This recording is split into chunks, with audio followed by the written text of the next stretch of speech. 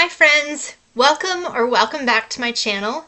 This is Michelle from happyhealthyher.com, and today we're just going to hang out in my living room again for another compassionate chat.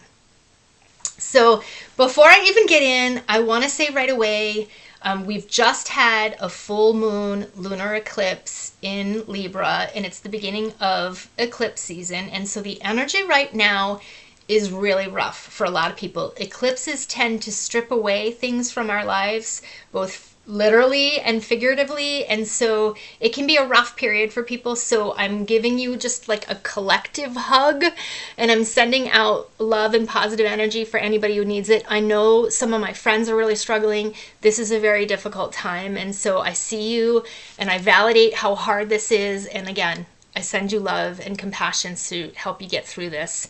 The eclipse season lasts for another 2 weeks, when we then have a solar eclipse, and hopefully the energies will ease up.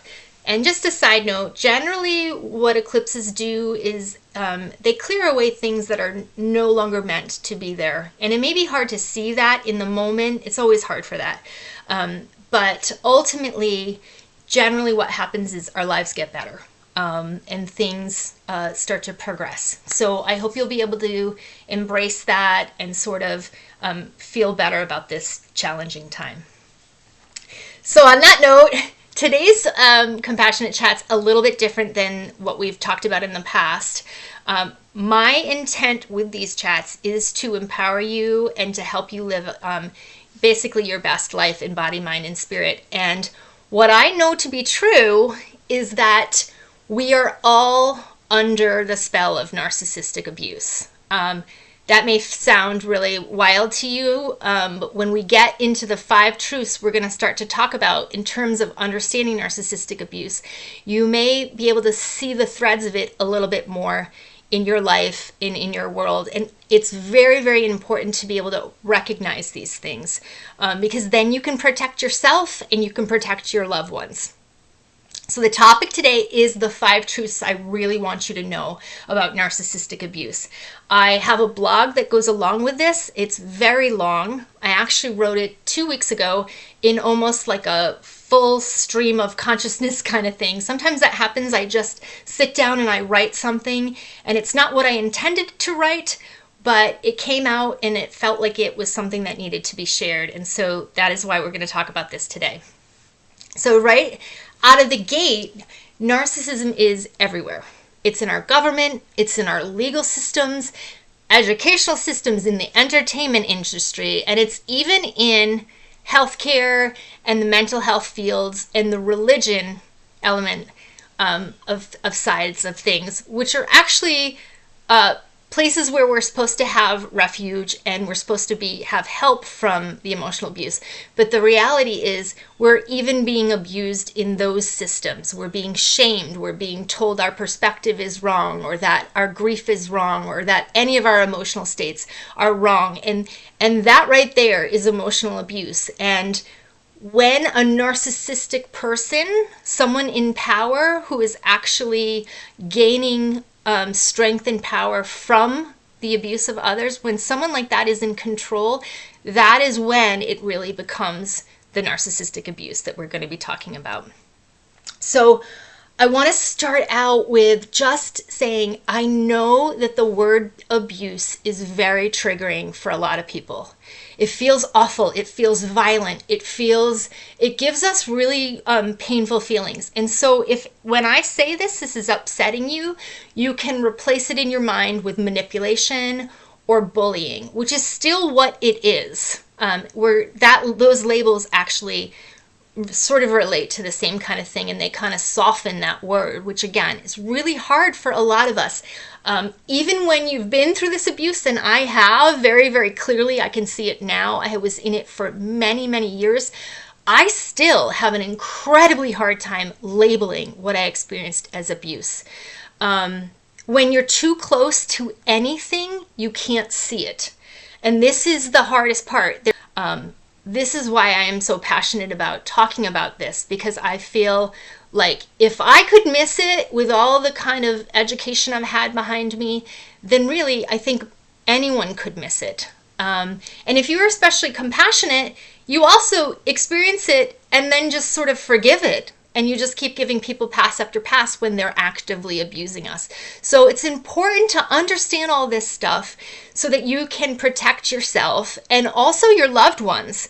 Because I actually feel like when you're able to see this, you can then let your friends know, hey, maybe that guy you're dating is not really treating you so well, or your kids, hey, that teacher, what your teacher just said to you, or what you said that teacher said to you is kind of not okay. And so that we can actually step in for the safety of our people, if not only even just for ourselves. So the first truth to dive into is that narcissistic abuse is real. Like I just said about the word abuse, it tends to be triggering to people, and so people tend to dismiss it. And the reality, though, is narcissistic abuse is emotional abuse. And emotional abuse is insidious. It gets to the core of who we are. It makes us doubt ourselves. It makes us shame ourselves. I watched a really interesting webinar, I think it was last year, and it was done by an agency in I live in Connecticut, and we have some great resources for domestic violence.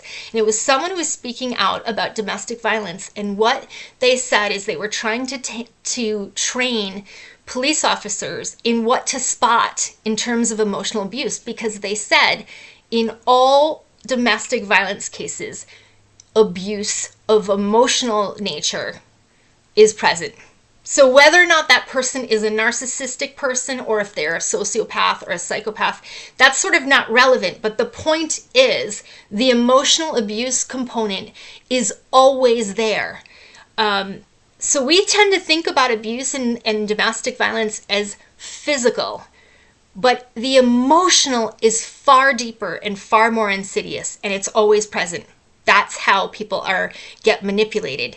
And sort of the signs that, that they would teach an officer is they walk into a home and a man is standing there and saying, "Oh, she's crazy. Yep, she's at it again. She's crying and throwing stuff again." And it's sort of this dismissal of the person's actually very normal reaction.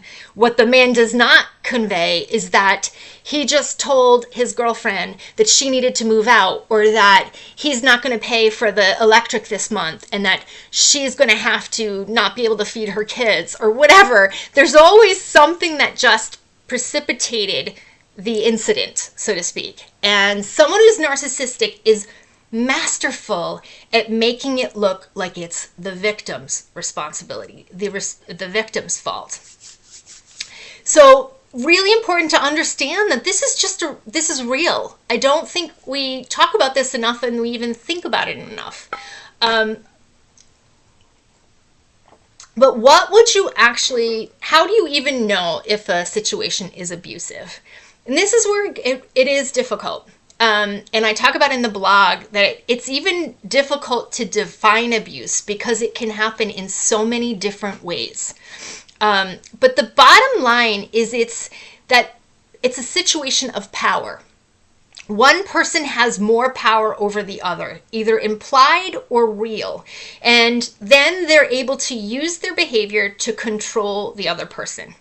And this will be a consistent thing, that even when the other person is conveying that they're feeling scared, or that their needs are not being met, or that they're not being heard, the person in power, the narcissistic person, refuses to see the person's perspective, does not take any accountability, and will ultimately continue to put all the responsibility of the relationship on the other person. At which point that other person feels incredibly disempowered. They're invalidated, they don't feel like they matter, and that's where the feeling of abuse comes over them. Nothing they do is ever really good enough, and they feel really bullied by this other person. So you can see positions of power in many, many structures. So we see it in work. If you have a manager who's kind of bullying you, and no matter what you say to them, they continue to tell you you're wrong, or they continue to add more work to you, even though you're like, I'm totally swamped and nobody else in the department is getting so much work. There's like a lot of dynamics where this takes place. In a marriage, it ultimately takes place, or it can take place, because the person is afraid of being left, of being divorced, of being kicked out of their house. I mean, there's just a lot of both implied and very real instances where it can feel like you're in a disempowered and abusive situation. The hallmarks, though, are typically that it's repetitive and it's intentional. And that's a hard one to prove. Intention is really hard to prove. But what I do know is feelings don't lie. So if you're in a situation with someone and they constantly make you feel small, they constantly make you feel silly or stupid or mocked, or like nothing you say is right or nothing you do is right, that is likely an abusive situation. If you're feeling terrible around this person, you have no sense of safety around them, especially if they are someone who's like supposed to be your romantic partner or a safe space, then that's a really clear sign that they are using their position of power over you to abuse you. Trust that feeling inside of yourself when you feel out of sorts, when you feel scared, where everything just doesn't feel good to you. I have another blog post that's about the signs of narcissistic abuse. One of the biggest ones is anxiety. And so I remember when I first started having really bad anxiety attacks, I was in a work environment where I had multiple narcissistic people who kept changing the rules, and people kept getting laid off, and I was nervous and scared all the time in my work environment. And then I would come home to my partner, who would also say to me, well, you can't ever leave that job because we don't have enough money, even though we did. We had more than enough money. But he was constantly gaslighting me with these lies about we don't have enough and you don't work hard enough and you need to keep sticking with it. And so I kept going back into this work environment that was abusive. And then I would go home to an environment that was also emotionally abusive. And it was like this constant spiral. And I was so sick. I mean, the anxiety was constant. I had constant digestive problems. I was fatigued all the time. And so these were like huge red flags to me that I could see, but I also was kind of like, well, I don't know if it's that. So I mean, these are some pretty obvious signs, and yet I still couldn't see it. So truth number 2, which I live and breathe, is that we can heal from narcissistic abuse. I went through all of that, had all this anxiety, was very, very sick, and I am not anymore. I'm in a very empowered place. I'm feeling more content than I ever have. I have a safe partnership. I have loving relationships all around me. I am no longer in this just sea of narcissism. So I want people to really understand that. Our minds and what we believe are incredibly powerful. I mean, you see that in terms of medical research, in terms of the placebo effect. It's gotten so high that the placebo effect of when they test pharmaceuticals, when they test a drug, they give people a sugar pill or they give them the actual drug. And people just getting the sugar pill because their brains believe they're taking something that's going to help them in some way. Even just that actually will affect the impact of the medical study. And so, this is big. If you really want more to know about the mind's power, Joe Dispenza talks about this all the time. And it's very powerful. But we have to believe that we can heal from this, either collectively or individually. Anyone who is in an abusive situation now, you need to know that you can heal.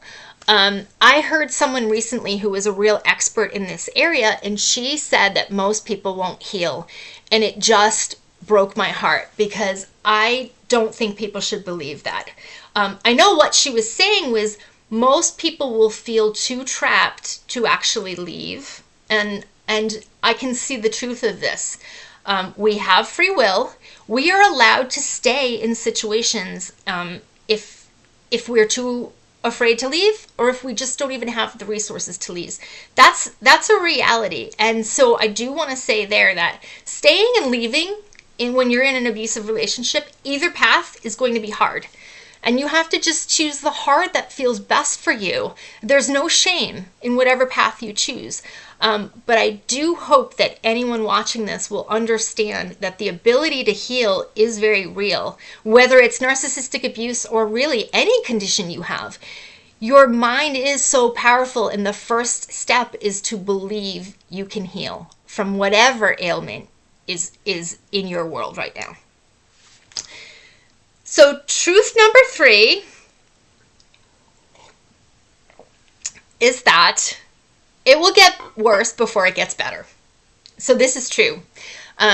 Unfortunately, narcissists are really challenging to deal with. They're not playing by the same rules as us. They will make it hard. If you attempt to leave, it will oftentimes get worse for you.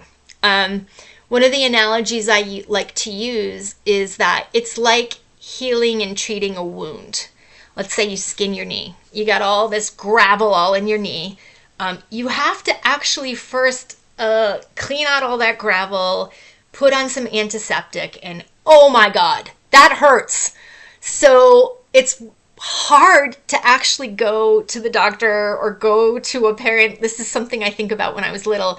I still have scars on my knees because I hid boo-boos from my mom because I didn't want her to put on the stingy liquid that she used to put on my wounds. So I get this if you're thinking it's too hard to leave a narcissistic relationship, or it's too hard to encounter this, or even talk about this or think about this. I get it. But it's the only way you're going to fully heal. Another analogy I like to use is that leaving a narcissistic relationship, whether it's a work relationship, a romantic partnership, a friendship. Oh, my cat is at it again. She seems to like to join us, just trying to do some comic relief. No matter what, it's going to feel like you're walking through fire. And the truth is you kind of are. You have to kind of burn everything down in order to get to your place of healing. But on the other side, everything is so much better. It's hard to see it when you're in it, but it's worth exploring and working through so that you can get to your healing on the other side. The fourth truth is that with narcissistic abuse, there's always collateral damage. So what I mean by that is when you leave a narcissistic situation, you're going to lose things that you don't want to lose. You may lose the narcissist that you were dying to get away from, but you will also lose any connections that were attached to that person. So this is an easy thing to explain in terms of a job, because you walk away from a job, you lose that financial security, you lose the benefits, you lose the work that you probably maybe loved or really were passionate about it. I'm a writer, and I usually work on creative projects, websites, and everything I work on is like my baby. My creative work is my baby, and I can't tell you how hard it's been to walk away from some of my jobs where I built something. I created a website. I created a following of people who are newsletter subscribers or social media followers. And then I have to walk away, and it's like this major loss. It's bigger than just walking away from the toxic environment. You're losing all these other things. Not to mention the work friends that become like your day-to-day family. That's brutal too. So I do think it's important to understand that many of us, the reason why we don't leave quickly or as soon as we recognize something's up is because there's other people attached to the leaving. And many of us who are really compassionate or conscientious, we don't want to leave because of all the other attachments. If you're a parent, maybe because of your kids. Might be because you have friends that you feel like you're going to lose, coworkers that you're going to lose, family members. But what I actually want to urge you is to understand that you can't actually heal and live your best life when you're in a narcissistic situation. It's just not really possible. It's almost like trying to shine with like a raincoat over you or something. It's like you're blocked all the time energetically by this narcissistic person or this toxic environment. And truthfully, healed people make the best friends, the best parents, the best partners, the best workers, the best, the best family members are those who are healed and coming from a place of like fully in their light. So even though you may be telling yourself you can't leave because of all these other reasons, I really want you to understand that when you do leave, it's always for the betterment of all your people. And especially if you're a parent, your kids are always watching you and they see the abuse and they absorb the abuse. And I really think that having a safe home is so much better than having a two-parent home if one of the parents is a narcissist. So please just consider that thought.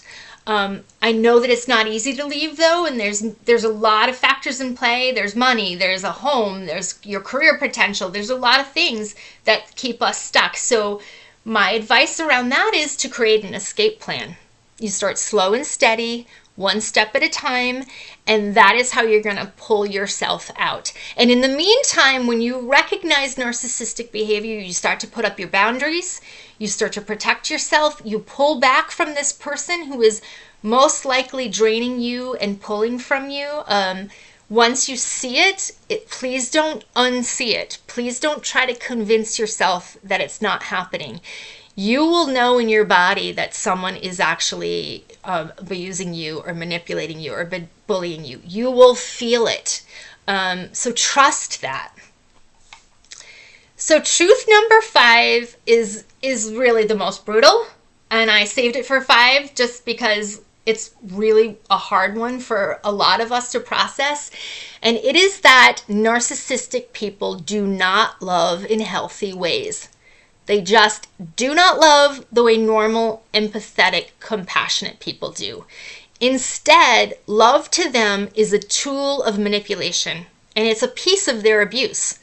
They don't love in a genuine, healthy, reciprocal way. In fact, many of the narcissists that I've known have observed my behavior of loving other people and caring about other people and crying for other people's losses as super weird. They're like, oh my God, what is your problem? Why are you crying over that person? You don't even know them. They don't understand that, like, when you have a pure heart, that you cry for everybody, you care about everybody. Empaths are like this. We're like these emotional sponges who are caring and compassionate for everyone. And it's interesting, we attract these narcissists who love that part of us. They love our ability to love them unconditionally, but they don't honor it and they don't give it back. Their way of viewing love is always transactional. They love people who do things for them. They love people who bolster their ego. Even narcissists with their children see their kids as just like trophies and little entities that they will brag about the kids when the kids are doing something amazing, but when maybe they're not doing anything amazing, you'll never hear about them. It's like their kids don't even exist unless they're doing something really cool, really amazing that makes them look good. So, I think this is really important to know, but like I said, it's deeply painful to recognize that someone that you loved and poured a ton of energy and time into doesn't actually love, respect, or honor you. So in terms of a work, it's hard to envision loving people at work, but I actually do usually love my coworkers. And how I would see it from a work perspective is they just don't respect you. It's not only that they don't love you, they don't respect you. They don't respect your time. They don't respect your needs. They don't really actually care about you. You are just a cog in the wheel of the corporate America that is getting them what they need. Whatever it is, more money, more fame, more attention, more productivity, that's all they need you for. And so that's a really hard place to be if you are a compassionate, loving person who doesn't see things that black and white. So the thing too is that many people use the words "I love you" as their form of manipulation. I can think of someone in my life who used to say "I love you" all the time. Like, weirdly, my family was not super about that. Like, I knew my parents loved me, but they weren't constantly like, "I love you, I love you, I love you." That's just not how we were as a family. And a lot of families are like that back in the 70s. But there was one particular person who is older than myself who used to say it to me so much that it was disarming. It was like, and I remember thinking, it didn't feel right. It didn't feel true. And lo and behold, it took me many, many years to finally process that it never was true with this person. This person was always just using me and other people for their own gain, their own need, their own ego. And it is a really brutal loss, though, to look back and think, oh my God, I believed that. I bought into that. It's very easy to fall into that trap, especially if you're in a romantic partnership. When your partner comes to you and says, oh, I love you, I'm so sorry, you're prone to just forgive them over and over and over again, even if their behavior never changes, even if you know in your heart they don't really love you. So this one is brutal. So I remember the first awareness I had of this after leaving my marriage. It basically ended around New Year's Day. We had sort of this final conversation where I was just like, I really want us to work on us, and he said, nope, you're the entire problem for all of our for everything, and I'm not working on anything. And I said, all right, well, I guess we're done. And like, he was like, I guess so. And that's how weirdly it just sort of ended like that. So I go into the new year, and the very first time after realizing, okay, yeah, my marriage is over, I go into a store and they already had Valentine's Day displays up.